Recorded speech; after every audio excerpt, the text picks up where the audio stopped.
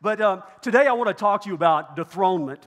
And this is a great thought, because one of the things that we find is that whenever we're going through difficulties and really hard times, anytime you ever have Jesus Christ in your corner, on your side, it's a total knockout every single time. Now, I have a throne, and this throne, you know, when I sit in this throne, I feel really small. I feel like a little elf pastor, all right? But just a little elf. But dethronement is something that we battle, because there was a song that was written some time ago that talked about the throne of our heart. And the song was talking about something or somebody is going to rule on the throne of your heart. And either that's going to be self, or you're going to dethrone self and enthrone Jesus Christ to sit on your throne. And this is the real battle of life, is that many times we want to be in charge of our lives. Now, we want to say God's in charge, but we really want to make the decisions that we want to make, because so desperately there was something inside of our flesh that we want to govern, and we want to rule, and we want to be in control of our future. Because this invisible God that we serve, we don't know if we can fully trust Him at times. But as I mentioned, that whenever you dethrone self and you enthrone Jesus Christ is when everything changes. Because now you have enthroned the one who has your future in mind. You now have enthroned the one who is in charge of your life, the one who has created you, who has a design and a blueprint of your life for nothing but greatness and success in your life. But the power comes in the dethronement of self. There's a fascinating story in Joshua chapter 10 where Joshua was the ruler of Israel at that time, and where they had now found themselves living. He was ruling over them, but the problem was, in the surrounding region, there were 5 other kingdoms, 5 other kings that desired to conquer Israel. Israel and Joshua, the leader, lived in constant fear day in and day out, because they knew without notice that at any moment, any day, that one of these kings could launch an attack upon them and that they could destroy them, because they were powerful kingdoms and they lived under this fear constantly. One day, Joshua, tired and weary of living under the fear, said, God, no longer do I want to live like this. And with the help of God and the direction of God, he rose up and he went on the offense. And he took his small army and they went after all 5 kingdoms. And they captured all 5 kings of these kingdoms. They brought them to a cave and put all 5 kings inside the cave and rolled a stone over the entrance until Joshua, their leader, arrived. And when he arrived, they moved the stone and they brought out all 5 kings out of the darkness of the cave into the light, where now Joshua is looking face to face, eye to eye with all 5 of his enemies. And then he asked for his commanding officers, as those kings were put on the ground, to put their foot on their neck and hold them down.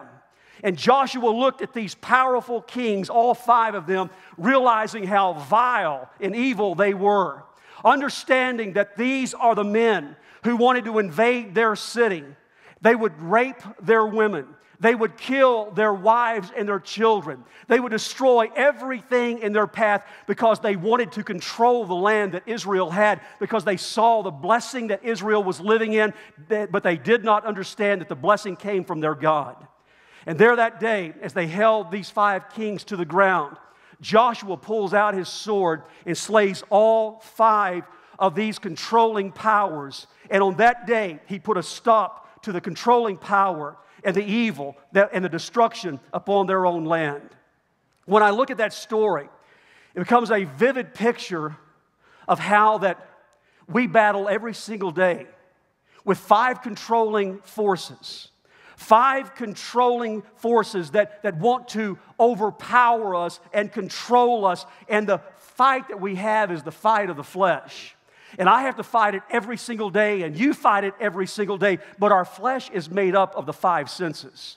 And the five senses, or the five kings, the five controlling powers of our life, it's the tasting, the touching, the smelling, the hearing, and the seeing. And it's what the flesh uses to overpower us every single day. It's in Romans chapter 8 and verse 5 where it says, those who live according to the flesh have their mind set on what the flesh desires, that there are many who will be led by the flesh, and they will sit on this throne, and it will govern us, and it will rule us, and it will dictate our lives. You can mark this down, and I know it and you know it too well, that when we allow flesh to rule our lives, it always leads to hurt and destruction. But when you dethrone flesh, and that you overpower it every single day, that you are able to rise up and allow Jesus Christ to sit on the throne of your heart. As you continue reading, it says, but those who live in accordance with the Spirit have their mind set on what the Spirit desires. In other words, we're going to focus in one direction or the other. We're going to focus on self, or we're going to focus on God, because whatever we focus on is going to dominate us, and it's going to rule us, and it's going to control our lives. David Foster Wallace, a very well-known author, speaker, talked about often how that he was an atheist, did not believe in the existence of God. It was on one graduation commencement ceremony that he was asked to speak at, that he delivered a speech that has become very, very popular. And I've just taken a segment out of this, and I want you to listen to the words that this atheist stated as he spoke to graduates that day.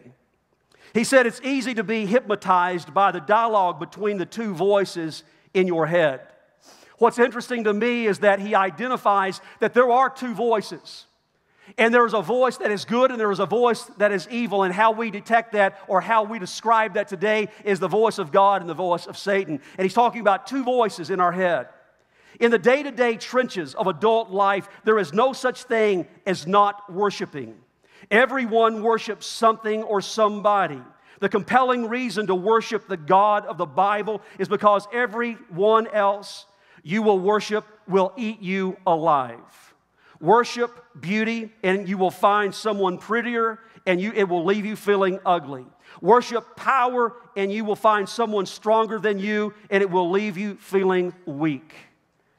The words of an atheist. Wasn't very many days after this speech that he committed suicide. He did not leave a message. He did not leave a note. It stunned everyone who was close to him. No one detected a problem. He never shared anything with anyone. It was just one day he did not want to live any longer. One day he just wanted to end it all, and he ended his life. And by his own words, I would say because something ate him alive. The five controlling powers that I want to use as an analogy today, the five senses that so easily control us. I want us to remember these five senses and how that this will affect our lives every single day. The first ruling power that we fight against is the sense of smell. In Daniel chapter 3 and verse 27, the amazing story of the three Hebrew children. And we remember how that these three young men, probably just teenagers, were in the land, and Nebuchadnezzar had put up this huge idol, and he commanded that everyone at a certain time at the sound of the horns would bow down and worship the idol. And Shadrach, Meshach, and Abednego said that we will not bow. And I've often wondered why that in this mass of humanity lying out before this statue and on their faces and worshiping, why these three men did not just lay down and just talk with one another, laying there saying, we're not worshiping this God. I mean, we may be on our knees and laying before the idol, but we're not worshiping this God. But they took it a step further than that. They did not bow. And they wanted to declare before their God that we're not bowing before a false God. And they wanted to make a declaration that day before the king and before all the people. You can bow, but we're not bowing because this is not our God. And when everyone went down, as the horns began to sound, everyone went down except 3 who were standing in the crowd, and they stood out like sore thumbs. And then they were called in before the king. And the king was so angry at them that he had them thrown into a fiery furnace. And we know the story of how that when they were thrown into the fire, all of a sudden another figure appears in the fire with them, and it is their God. And they come out of the fire, and now they stand before the king, and he is standing there in amazement of what he has seen. And you know, we find ourselves in the same situation many, many times. Because what it says here is that their robes were not scorched, and there was no smell of fire upon them. There was not a smell of smoke that was upon their clothing. Many times we will find ourselves burned in situations.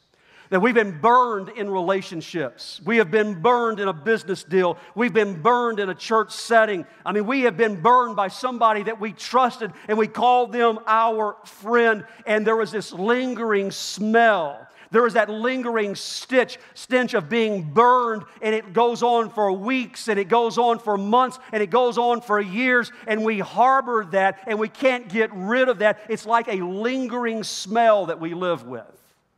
It was several years ago that I took a fireman's challenge, and it's the challenge that every fireman has to take before they graduate. And so they suited me up, and they put the coat on and the oxygen tank and the helmet and the gloves and the fire hose and then running up 6 flights of stairs, one of the most grueling things I've ever done in my life. It was when I was finished with all of that I was taking all of that stuff off, and it all smelled like smoke because it had been through many, many fires. And I got in my car as I was driving home, and my T-shirt was saturated with the smell of smoke. When I got home, I took that T-shirt off and I threw it into the laundry room. And the next day, I walked into the laundry room and it smelled like smoke because it permeated into everything that I was wearing that day, because smoke has the tendency to linger. And it's the smell of the past that will permeate our lives. If we allow that to linger, that it will continue to linger, and God doesn't want us to go through trials and failures in life and for us to smell like that for the rest of our lives. Don't contaminate today by what you did yesterday. Don't contaminate your marriage or your family or your children because of something that has happened in your past. If you'll remember the story of Lazarus there in John chapter 11, that Lazarus has died, and he was a good friend of Jesus, but Jesus was a long ways away. Jesus missed the funeral, and he missed the burial. He shows up 4 days after he died, and he says, "Show me where you buried him." And they take him to that tomb. And Jesus then says, "Remove the stone from the tomb." Remove the stone. It was Martha, the sister of Lazarus, and she's concerned about what Jesus is asking in verse 39, and she says, "By this time there's a bad odor, for he has been dead for 4 days." In other words, don't remove the stone. His body has already started to rot. There is no worse smell than the smell of death. Don't move the stone. But what you notice in this story is that Jesus didn't flinch at the smell of death. Again, in your life, and maybe walking into this place, maybe today is not a great day for you. Maybe when you look at your own life, you think, my life really does stink. My finances stink, and my business stinks, and my marriage stinks, and my children are going through a really difficult time. And it just stinks. Things aren't going well in life, and Satan is whispering in your ear, and he is telling you, don't you smell it? It's the smell of death.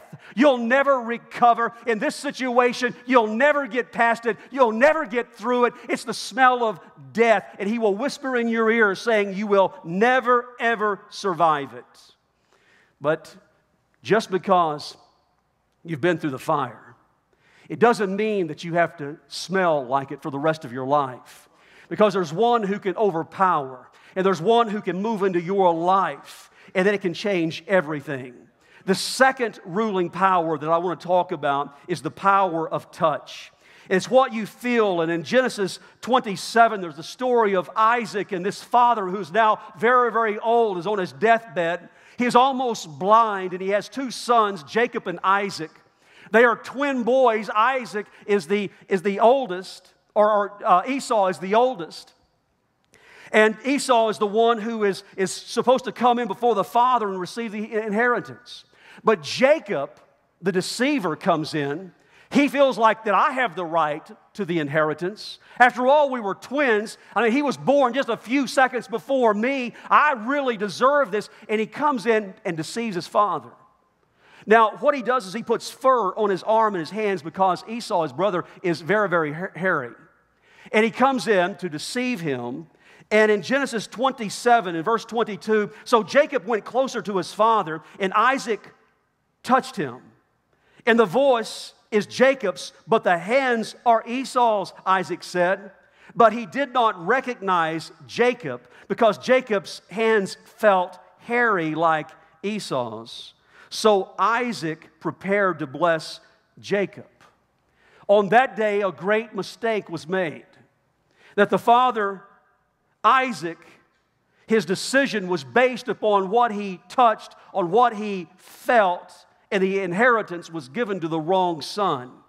And I want to remind you today that when it comes to feelings, that feelings will mess you up. Because sometimes, even in a church setting, that we can get our feelings hurt by one another. That it's our feelings, that you can get your feelings hurt in ministry or in marriage or in your family or by your children. Someone just didn't do what I thought they should have done, and my feelings are hurt.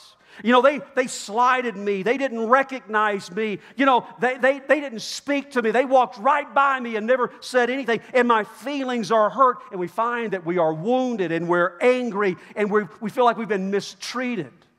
But I also want to remind you that when it comes to the power of touch, one of the five senses, that there is the touch of authority that the Bible talks so much about. And when you go to the Old Testament, you find that time after time after time, that fathers would reach out and touch their sons, and they would touch them and pray over them, and they would bless them.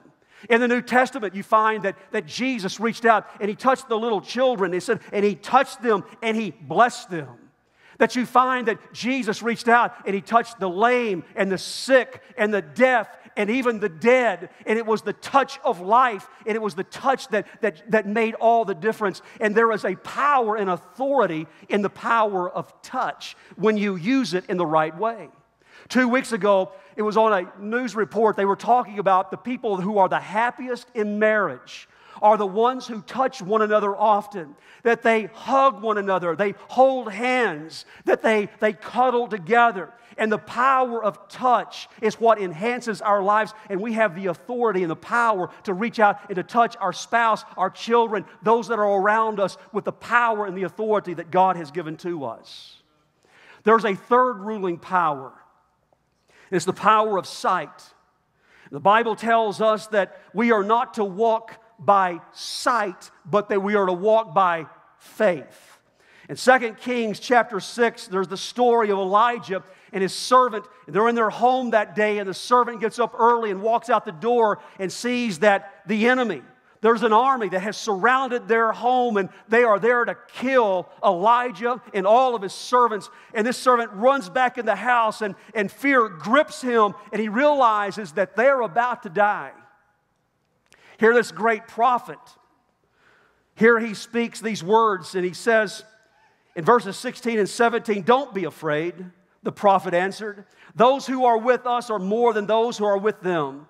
And Elisha's prayer, he said, "Open his eyes, Lord, so that he may see." Open his eyes, not his physical eyes, but open his spiritual eyes that he might see. And then the Lord opened the servant's eyes, and he looked and saw the hills full of horses and chariots of fire, that God had brought a great army to protect them that day. You know, whenever we receive bad news, Whenever we get a bad report, it's so easy for us to just gravitate. I mean, we just move toward the negative, and we talk and think about how bad this situation is. How are we ever going to get through this? And whenever we're looking at bad situations, we're looking at it through natural eyes. But there's the power of sight that overrides the natural. It overrides the physical eyes, and that we need to develop spiritual eyes instead of natural eyes. And the question is, what are you looking at? When things begin to cave in on you, what are you really seeing?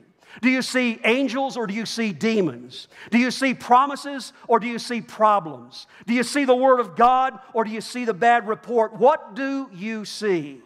And you need to get your eyes off of the physical. You need to get your eyes off of people, because people will always disappoint. People will always fail you, and they'll always hurt you. And what we must do, we must dethrone our natural eyes and enthrone the spiritual eyes, because we do not walk by sight, but we walk by faith, and it changes everything.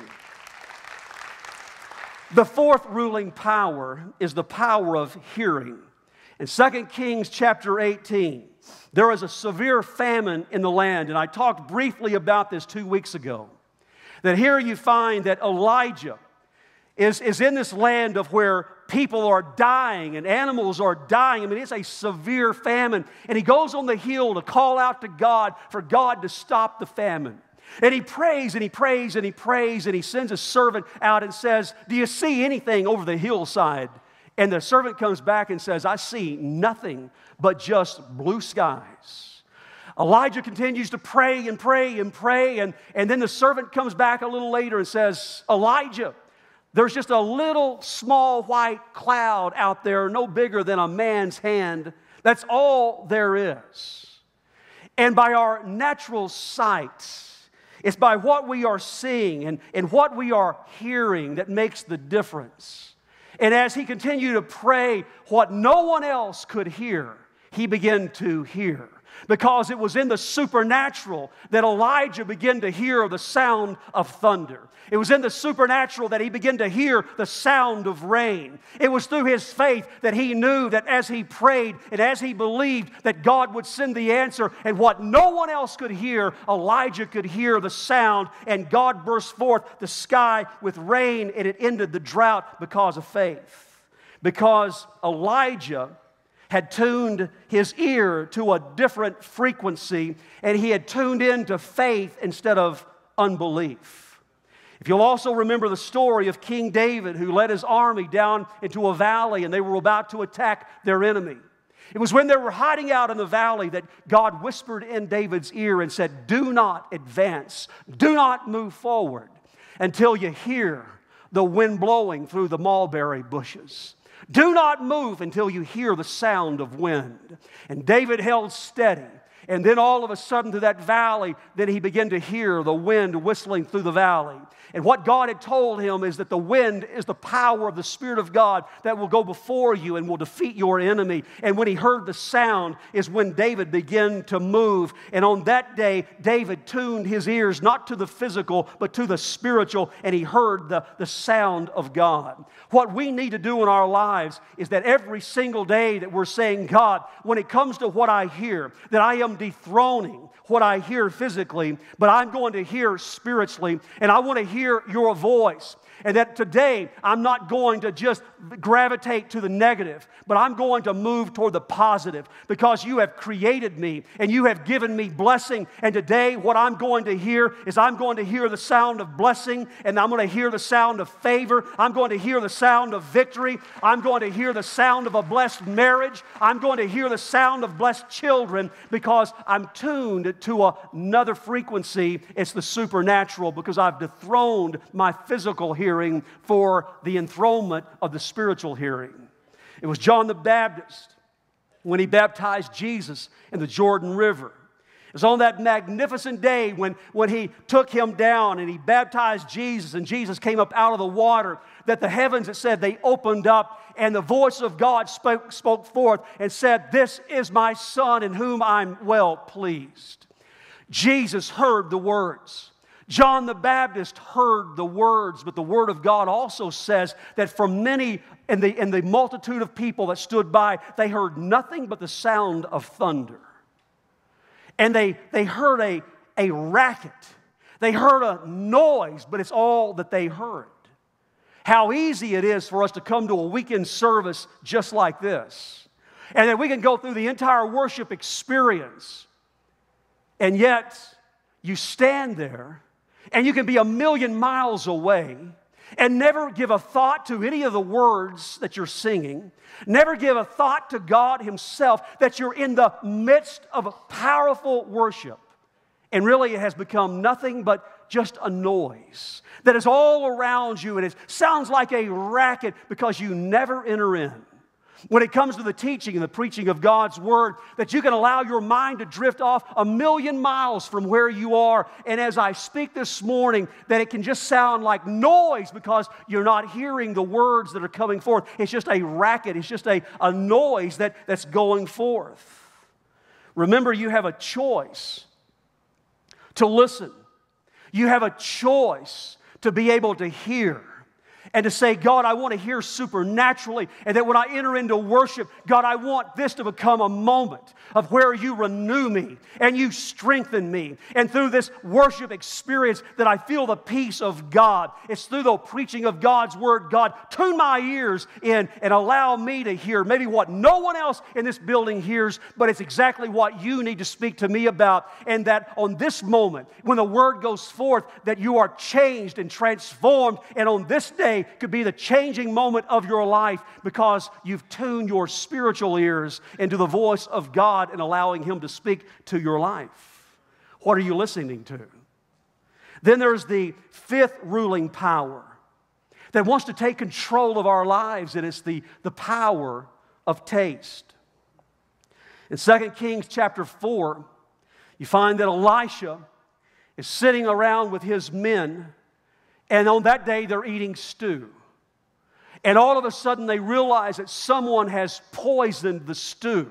Someone is wanting to kill all of them, and they just freak out. They don't know what to do, and Elijah is just calm. And Elisha reaches over and just takes a handful of flour, and he just scatters it into the soup, and it neutralizes the poison. And when he took the flour in the New Testament becomes the bread of life. And whenever you find that in your life that your marriage seems to have been poisoned and that your family life is poisoned, and you look back into your past and you see all of the failures and all of the wrong and all of the hurt, and as you look into the past, you see that your past has been poisoned. And Jesus says that I am the bread of life. Come and taste the goodness of the Lord. And Jesus is the answer. In every poisoned situation, all you have to do is take a little bread of life. In other words, it's like taking just a little bit of Jesus and adding Him to every pain, every hurt, every devastation, and it begins to neutralize the pain. And instead of pain, you begin to experience the peace of a living God. You know, again, we have this tendency to just lean toward the negative because the flesh is weak. You know, we may have a business that we're running, and what we say is, you know, I know that business is bad. You know, I think, you know, as I go to work again today, that no one's going to come in. No one's going to buy anything. The phones aren't going to ring again today. I mean, I just know that we're probably going to have to close the doors in the next few weeks, the next few months. We lean to the negative. But what if we fight and dethrone the flesh and not allow our five senses to lead us into falsehood, but we dethrone the flesh every single day? When we rise up out of bed, that we say, today I dethrone once again my flesh. And Lord, I dethrone my flesh to enthrone my Savior, Jesus Christ. Because remember, Jesus specializes in turning poison into a blessing. You know, I think about the 5 controlling kings that surrounded Israel, that wanted to take control of them and destroy them, rule over them, and yet they rose up and they would not be defeated by these controlling powers. This week, starting a new week tomorrow, that it's understanding that my 5 senses and my physical body is incredibly weak. And we fight to control it. But it's when you yield your life to Christ every day, to pick up your cross daily and follow Him. Not weekly, not monthly, but daily. And that we understand that I'm going to conquer these 5 controlling powers just as Joshua conquered those 5 kings. I'd like to ask you to stand to your feet. And I want you to be very steady because I want to share one last thing with you as you stand. In Zechariah chapter 3, Zechariah had a vision that God had given to him. And the vision was a scene in heaven. And there was a throne, and sitting on the throne was what was called the angel of the Lord. And in the Old Testament, it's what we know is Jesus Christ. In this setting, it's like a courtroom setting, because you have Joshua, the high priest, standing before the throne. And Joshua has entered into sin. And Joshua is devastated. And now standing next to Joshua is Satan himself. And he's come to accuse this man of God, the high priest, for the sin that he's entered into. And now Satan is accusing him and saying, Jesus, how can he be a high priest? Jesus, how can he be a man of God when he's done what he's done? Look at his sin. Look at what he has done. And it says that as Satan brought accusation after accusation, that Jesus rises up out of the throne, points his finger at Satan and says, I rebuke you. In other words, what Jesus said is, Satan, shut your mouth. Shut your mouth. And then Jesus looks at Joshua. Joshua is beaten. Joshua has failed. And he's got his head down. He can't even look up. And Jesus says, Joshua, you stand before me in sin-stained robes. You stand before me today in your filthy rags. Then he turned to his angels and he said, I want you now to put a new turban upon his head. And I want you to take my robe of righteousness and I want you to put it upon him.